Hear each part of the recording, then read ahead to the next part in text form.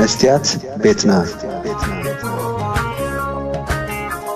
كما يتوعلو كبرات تخاتلتي مستيات بيتنا إبراهيم تراوري نبوركينا فاسو ناب أونتاوي أنفت إن مرحة لو تتاتي تأتاتلو تباهيلو ببزحات زمرلو بقلو وقنات كا ناب حرقنيا والك أملاخي كغير زلو تقولو عبي يتباهيلو زفرح بزون أغالب حيالو سحيب زلو مرحة هقريب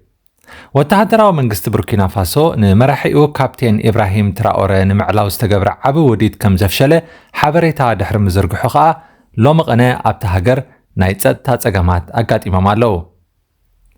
መንግስቲ ቡርኪና ፋሶ ንኢብራሂም ትራኦሬ ንምዕላው ዝተንቀሳቀሱ ሓይልታት ካብ ጎረቤት ሃገር አይቨሪ ኮስት ዝተወገሱ ከም ዝኾኑ ይዝገልጽ ሚኒስተር ጸጥታ መሐማዱ ሳና እቲ ፈተና ዓልዋ መንግስቲ ምስ መራሕቲ ግብረ ሽበራውያን ብዝሰርሑ ናይ ሕጅን ቅድምን ወተሃደራት ከም ዝተመርሐ ተዛሪቦ እቲ ውጥን ዝሓለፈ ሰሙን ኣብ ቤት ጽሕፈት ፕሬዝደንት መጥቃዕቲ ምፍጻም ከም ዝነበረውን ወሲኻ ሓቢሮ ዓላማ ናይቲ ውጥን ከዓ ኣብታ ሃገር ፍጹም ህውከት ንምውላዕ ከምኡውን ነታ ሃገር ኣብ ትሕቲ ቁፅፅር ዓለም ለኻውያን ኣካላት ንምእታው መንባሩ ሳና ኣብ መንግስታዊ ቴሌቪዥን ቡርኪና ፋሶ በመቕራብ ኣፍሊጦ ቡርኪና ፋሶ ብዕጡቃት ግብረ ሽበራውያን ኣመና እተሃሴት ሃገር እያ ዳርጋ 40 ሚእታዊት ናይታ ሃገር መሬት ውን በቶም ሽበራውያን እዩ ተታሒዙ ዘሎ ወተሃደራዊ መንግስቲ ካፕቴን ትራኦሬ ጸጥታ ንምምሕያሽ መብጻዓታት ብምእታው ምስ ሩስያውን ሓድሽ ጸጥታዊ ሽርክነት ንምፍጣር እኳ እንተፈተነ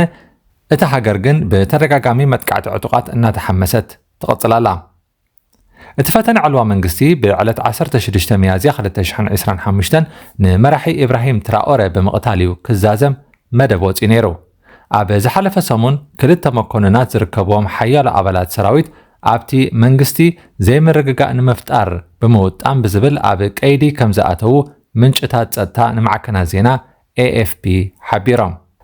እዚ ዳሕረዋይ ክሲ ቡርኪና ፋሶ ኣብ ዝሓለፈ ሕዳር ውን ኣንጻር እቲ መንግስቲ ዝተኣልመ ካልእ ናይ ዘይምርግጋእ ውዲት ከም ዘፍሸለት ካብ እትገልጽ ድሕሪ ኣዋርሒ ዝስማዕ ዘሎ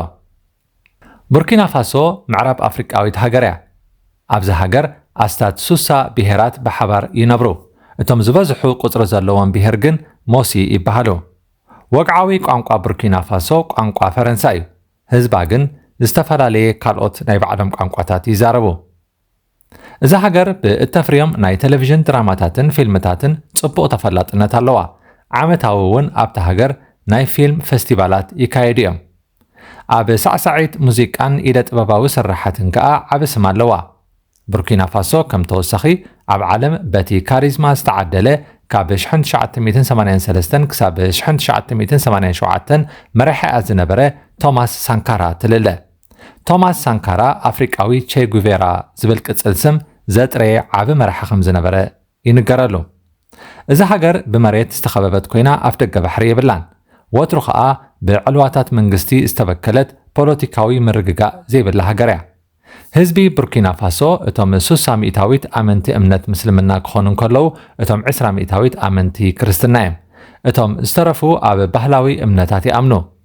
ህዝቢ ቡርኪና ፋሶ ከባቢ 23 ሚልዮን ኣቢሎም ዝግመቱ ኮይኖም ቁጽሪ ህዝቢ ናይታ ሃገር ዓመታዊ ክሳብ ብ3 ሚእታዊት ኣቢሉ ይዓቢ እዛ 272,000 ትርብዒት ኪሎሜትር ስፍሓት ዘለዋ ቡርኪና ፋሶ ዝተፈላለየ ኩነታት ኣየር ዘለዎ ከባቢታት ትውንን ቡርኪና ፋሶ በዚ ሕጂ ዓለም ትዛረበሉ ዘላ መንእሰይ መራሒኣ ናብ ከመይ ዝኣመሰለ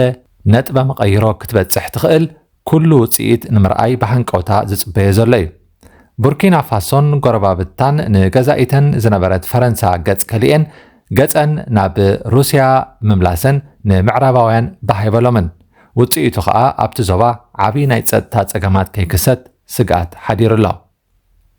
ናብ ካልእ ዜና ምስ እንሰግር ክቡራት ተኸታተልትና ኣብ ዝቐረባ እዋን ምምሕዳር ዶናልድ ትራምፕ ብዝሕለፈ ውሳነ ኣስታት 1,000 ጋዜጠኛታት ዝርከብዎም ልዕሊ 1,300 ሰራሕተኛታት ድምፂ ሬድዮ ኣሜሪካ ስርሖም ኣቋሪጾም ዕረፍቲ ክወስዱ ከም ዝተገብረ ይፍለጥ እንሆ ሎሚ ግን ናይ ፌደራል ፈራዲ ሮይስ ላምበርት ምምሕዳር ትራምፕ ንኹሉ ስራሓትን ምወላን ድምፂ ኣሜሪካን ካልኦት ብኣሜሪካ ዝድገፉ ማዕከናት ዜናን ናብቲ ዝነበርዎ ክምለሱ ትእዛዝ ኣሕሊፉ ብተወሳኺ እቲ ነዞም ትካላት ንምፍራስ ዝተገብረ ጻዕሪ ንሕግን ሕገ መንግስትን እቲ ሃገር ዝጥሕስ እዩ ዝብል ውሳነ እውን ኣሕሊፉ በዚ ውሳኔ ባህ ዘይበሎ ትራምፕ ኣብ ከቢድ ቁጥዐ ወዲቑሎ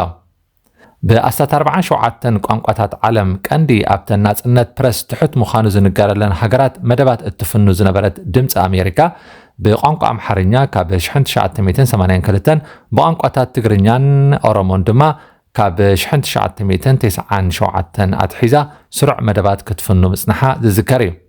ነዚ ውሳነ ቤት ፍርዲ ኣመልኪታ ሓላፊት ቤት ጽሕፈት ድምፂ ኣሜሪካ ኣብ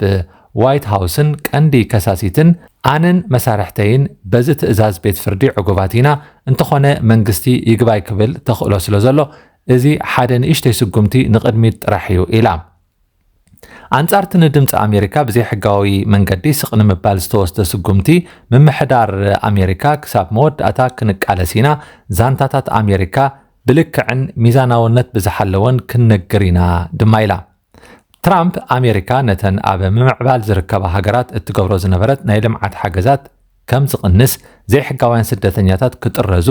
ኣድላይነት ዘይብሎም ወጻኢታት ደው ክብሉን ሃገሩ መሊሳ ንኽትብልጽግ ንኹለን ሃገራት ዓለም ዝኸውን ሓድሽ ወሰኽ ግብሪ ኣቑሑ ኣተኣታትዩ ነይሩ እቲ ናይ ግብሪ ጉዳይ ብግስ ከይበለ ን9 መዓልታት ተወንዚፉ ክጸንሕ ዝተገብረ ኮይኑ እቲ ናይ ድምፂ ኣሜሪካ ጉዳይ እውን ከምዚ ክንሰምዖ ጸናሕና ኣይተዓወተን ዛዕባ ስደተኛታትን ሕጊ ጥርዝያን ከይተረፈ ዕንቅፋታት የጋጥሞ ኣሎ ትራምፕ ንኩናት ሩስያን ዩክሬንን ምስተመርፀ ኣብ 24 ሰዓታት ደው ከብሎ ምዃኑ ቃል ኣትዩ ነይሩ ኮይኑ ግን እቲ ኩናት ክሳብ ሕጂ ይቕጽል ኣሎ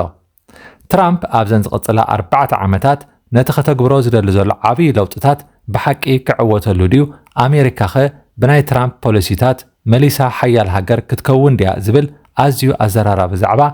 ዓለምና ኮይኑ ይቕጽል ኣሎ ዶናልድ ትራምፕን ደጋፊኡ ኤለን መስክን ንኣሜሪካ ካብ ዓለም ከም እትንጸልን ናብ ቁልቁል ንኽትጓዓዝን ይሰርሑ ኣለዉ ዝብሉ ኣሜሪካውያን ቁጽሮም ቀሊል ኣይኮነን ክቡራት ተኸታተልቲ መስትያት ቤትና ንሎሚ 23 ሚያዝያ 2025 ዘዳለናልኩም ትሕዝቶ መስትያት ቤትና እዚ ክትከታተልዎ ዝጸናሕኩም እዩ ነይሩ ኣብ ቀረባ ብኻልእ ኣርእስቲ ክንራኸብ ኢና ክሳብ ሽዑ ግን ሰላም ጽንሑ መስትያት ቤትና መስትያት ቤትና ንሐቀኛ ምስሊ ኤርትራ ንምንጽብራቕ ዝተፈላለዩ ጽሑፋት ተንቀሳቓሲ ምስልታትን ቃለ መሕትታትን ሒዛ ብዘካርያስ ክብረኣብ እናተዳለወት እትቐርብ መደብ እያ كفوت لساني من يزعصوني هاي سجدن علي عبطاقوت ملاخي قطاوخ يقنا مسلي فتحي